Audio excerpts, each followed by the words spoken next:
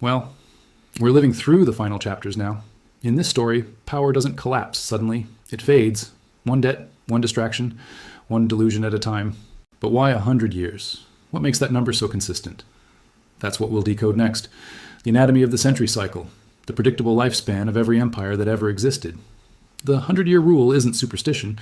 It's a behavioral timeline written not in fate, but in human psychology.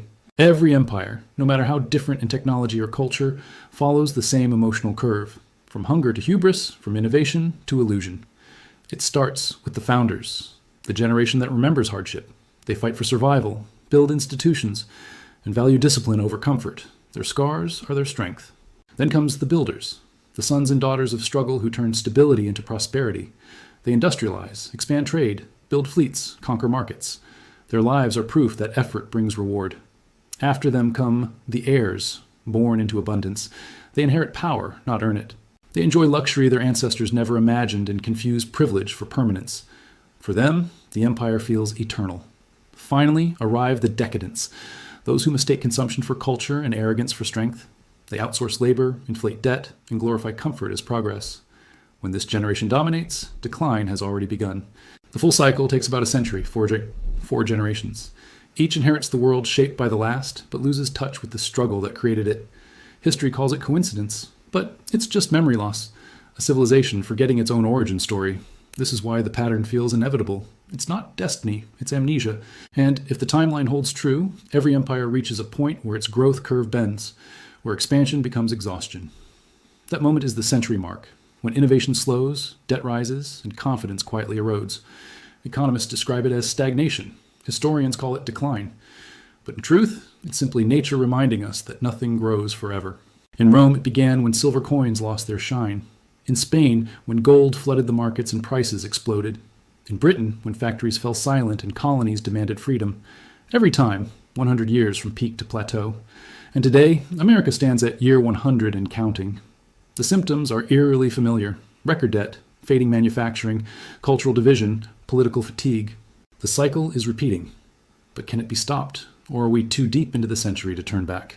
Next, we'll look at the proof, the empires that define this pattern long before us, and the warning they left behind. Rome's rise wasn't just military, it was psychological. The Republic had been forged by men who knew scarcity, who valued order above comfort. They built roads, laws, and legions with a sense of mission that bordered on obsession. Discipline was their currency, and sacrifice was their pride. But success reshaped them. By the time Rome entered its golden century, the empire stretched from the sands of Egypt to the cold rivers of Britain. Wealth flooded in, but so did entitlement. The Senate that once debated duty now debated luxury. Bread and circuses replaced vision and virtue. The same citizens who had conquered the world now demanded entertainment to forget their emptiness.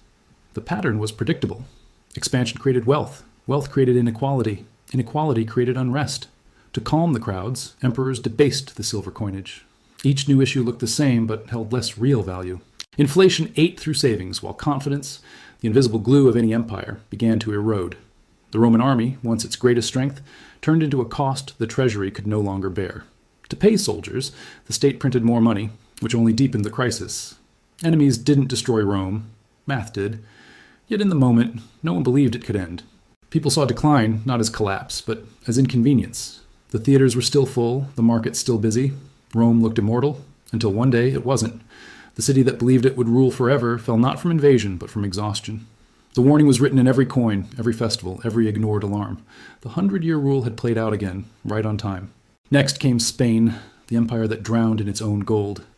Spain's story began like a miracle. When its explorers struck gold, literally, in the New World, the empire became richer than any kingdom before it. Ship after ship returned from the Americas, their holds bursting with silver and treasure. For a moment, Spain looked untouchable. It had the wealth, the armies, the faith, and the confidence of destiny itself. But that flood of gold was the empire's curse disguised as blessing. Easy money poisoned innovation. Why build when you can buy? Why work when your colonies work for you? Factories went silent, farms emptied, merchants stopped creating because the empire had found a shortcut to wealth. The addiction was instant and fatal. Prices rose, trade shrank, and the crown borrowed endlessly to fund its wars and palaces. In less than a century, Spain defaulted on its debt multiple times, 5, 6, 7. The empire that once financed half the world couldn't pay its own bills. Inflation devoured the silver and corruption rotted what was left of the system. Like Rome, Spain's downfall wasn't sudden. It was slow, invisible, and denied by those living through it. The people believed their gold would last forever. But you can't print, or mine, trust. Once confidence breaks, no amount of treasure can glue it back together. By the 17th century, Spain's ships still sailed. Its king still ruled, its flag still waved, but the empire's century had ended. The wealth that was supposed to secure its future had written its obituary instead. And as Spain sank beneath the weight of its own riches, another empire quietly began to rise from the fog and iron of the industrial age, Britain. Britain's ascent was forged in steam and steel. The Industrial Revolution turned a small island into the workshop of the world. Its navy ruled the oceans, its merchants ruled the markets, and its currency, backed by gold, became the heartbeat of global trade. The British Empire was the proof that discipline, innovation, and ambition could make geography irrelevant. For nearly 100 years, Britain stood unchallenged. London became the world's financial capital. Its ships carried half the planet's goods. But like Rome and Spain before it, success brought arrogance. The empire believed its wealth was permanent, its order unshakable, its reach infinite. Then came the wars. First, the colonies began to whisper of independence. Then, the world itself demanded balance. World War I drained its gold. World War II shattered its illusion of immortality.